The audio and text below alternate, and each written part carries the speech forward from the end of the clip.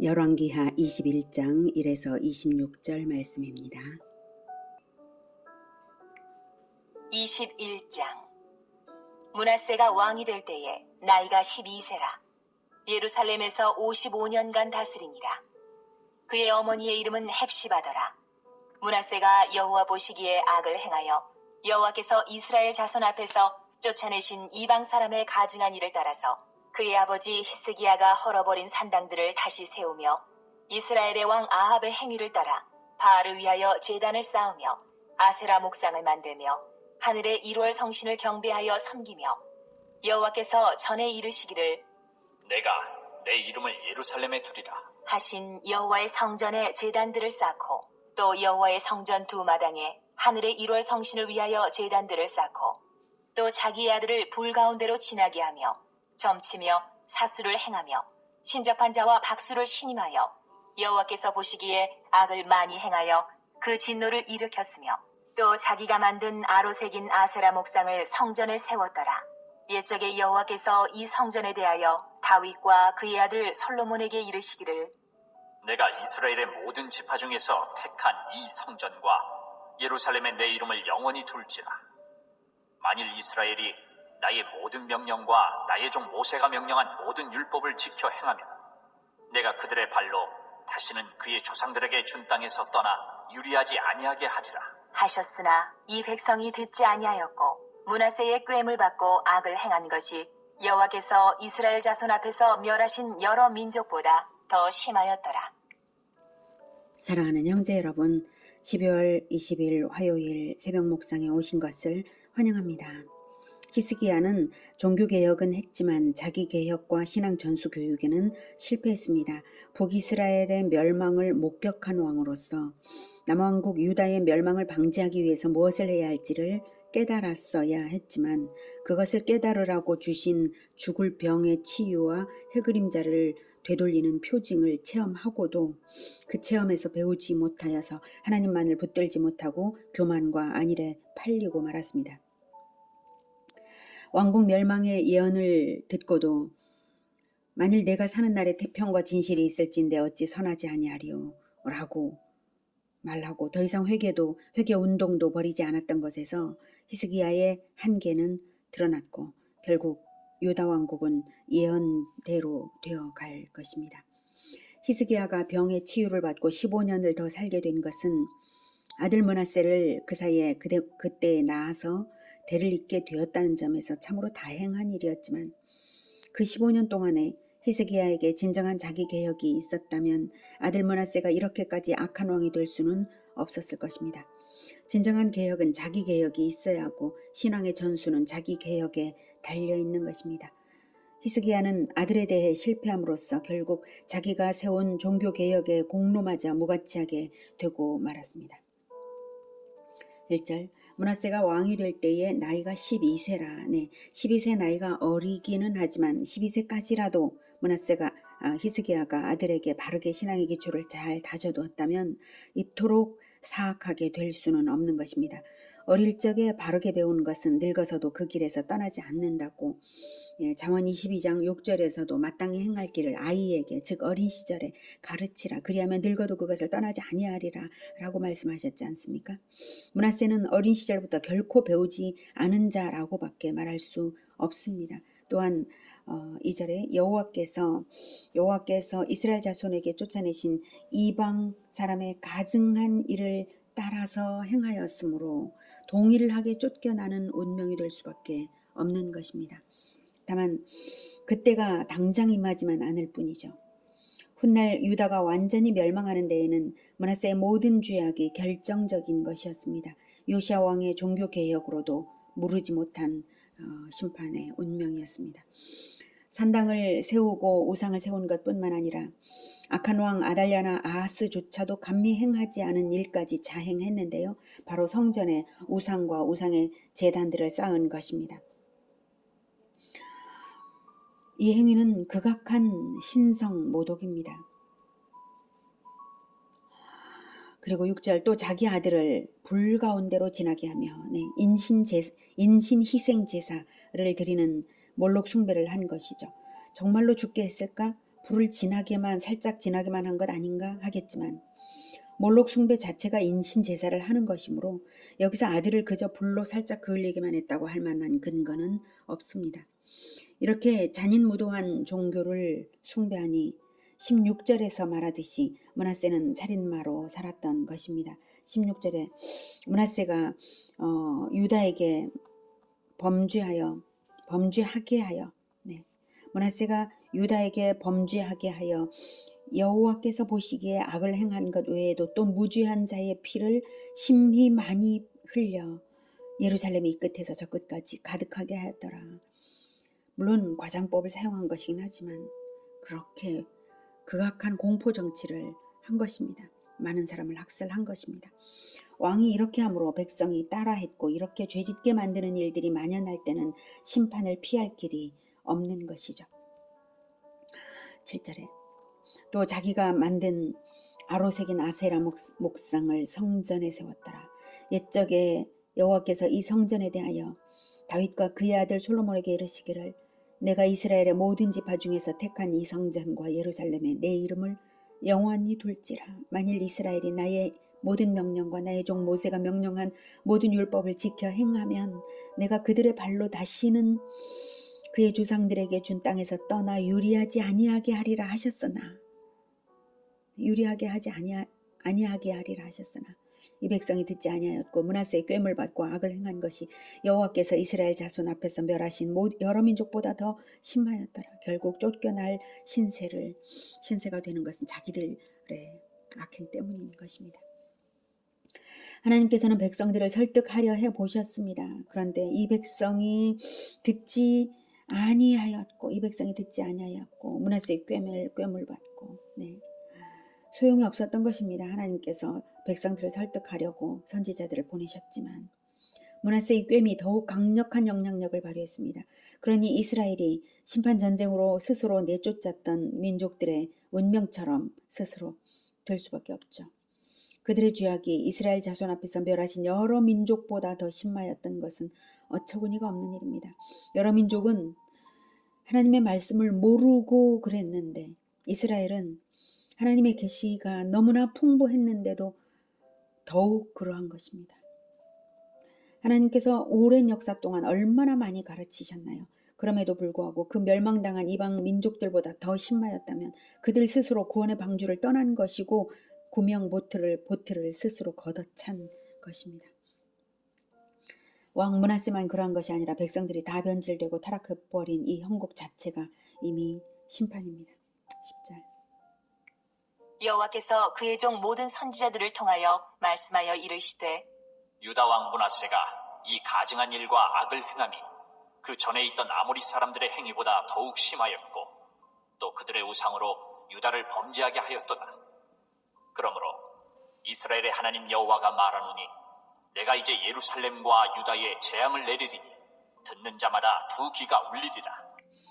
이 심판선언은 10절에서 말씀하시는 것처럼 그의 종 모든 선지자들을 통하여 공개적으로 예언된 말씀입니다. 이미 그때까지 그의 종 모든 선지자들을 통하여 말씀하여서 회개를 촉구하셨던 것입니다. 그렇게 선지자들을 보내어 경고를 주시는 동시에 하나님께서는 그들의 죄악이 이스라엘의 죄악이 얼마나 되는지 중량을 달아 측정하고 계셨습니다. 이제 므낫세의 죄악은 아모리 사람들의 행위보다 더욱 중함으로 심판을 선언받는 것입니다. 이스라엘 백성들의 죄악이 많아도 대표자인 왕이 개혁하면 은총을 베푸시곤 하시던 하나님이신데요. 이제 므낫세의 행실은 결코 백성들의 죄악을 덮을 그 무엇도 없습니다. 재앙을 내리리니 듣는 자마다 두 귀가 울리리라는 말은 유다에 내리실 재앙이 지금까지 들어본 일이 없는 무서운 재앙이 될 것을 의미합니다.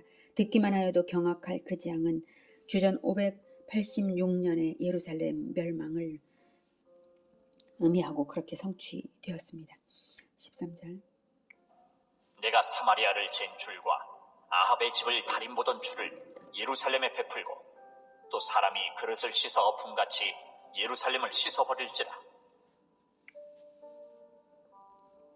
사마리아는 멸망한 북이스라엘의 수도였죠.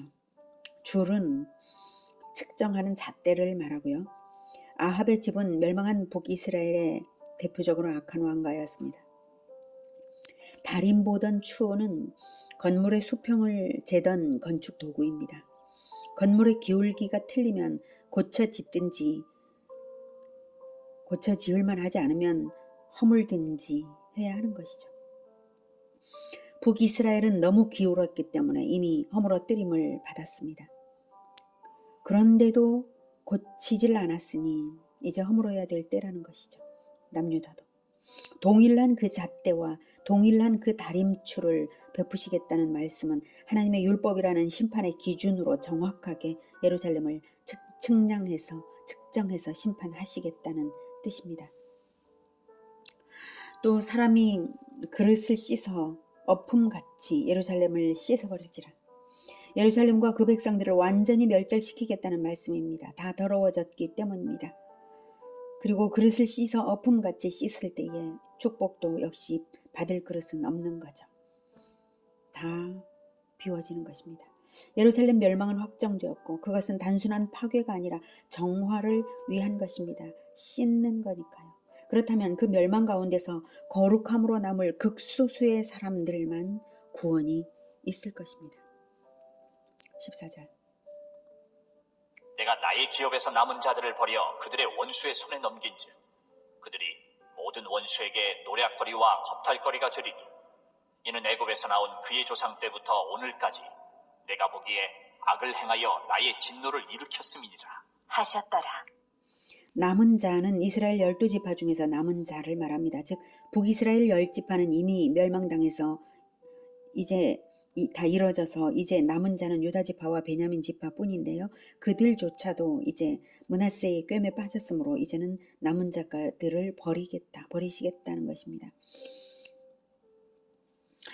15절 므낫세가 이는 애굽에서 나온 그의 조상 때부터 오늘까지 내가 보기에 악을 행하여 나의 진노를 일으켰음이니라 하셨더라. 네. 최종 심판의 이유입니다. 하나님은 출애굽으로 구원하신 후에 지금까지 쭉 저울추로 달아보고 계셨던 것이죠. 그리고 결과적으로 진노가 일어났습니다. 16절. 므낫세가 유다에게 범죄하게 하여 여호와께서 보시기에 악을 행한 것 외에도 또 무죄한 자의 피를 심히 많이 흘려 예루살렘 이 끝에서 저 끝까지 가득하게 하였더라. 므낫세의 남은 사적과 그가 행한 모든 일과 범한 죄는 유다왕 역대지략에 기록되지 아니하였느냐. 므낫세는 우상 숭배를 거절하고 므낫세를 경고했던 경건한 백성들을 많이 죽였습니다. 유대 전승에 의하면 선지자 이사야를 톱으로 켜서 죽였다고도 합니다. 18절. 므낫세가 그의 조상들과 함께 자매 그의 궁궐 동산 곧 우사의 동산에 장사되고 그의 아들 아몬이 대신하여 왕이 되니라. 역대기에는 생략되었지만 열왕기에 따르면 므낫세는 바벨론의 포로 생활을 거쳐서 회개하기에 이르렀습니다. 그래서 회개하고 겸비해진 므낫세는 자기를 스스로 낮추어서 생을 마감할 때에 열왕의 묘실이 아닌 우사의 동산에 묻히려고 스스로 준비한 것으로 봅니다. 19절. 아몬이 왕이 될 때에 나이가 22세라. 예루살렘에서 2년간 다스리니라. 그의 어머니의 이름은 무술레메시요 욤바 하루스의 딸이더라. 아몬이 그의 아버지 므낫세의 행함같이 여호와 보시기에 악을 행하되 그의 아버지가 행한 모든 길로 행하여 그의 아버지가 섬기던 우상을 섬겨 그것들에게 경배하고 므낫세는 회개했을지라도 55년 통치 기간 동안에 뿌려놓은 므낫세의 악행의 씨앗은 아들 아몬의 악행으로 재생산되었습니다. 회개를 하면 모든 것이 없었던 것이 되는 게 아닌 것입니다. 인간은 죄악의 씨를 뿌리든지 복음의 씨를 뿌리든지 둘 중 하나를 뿌리게 되어 있으므로 회개를 신속하게 했어야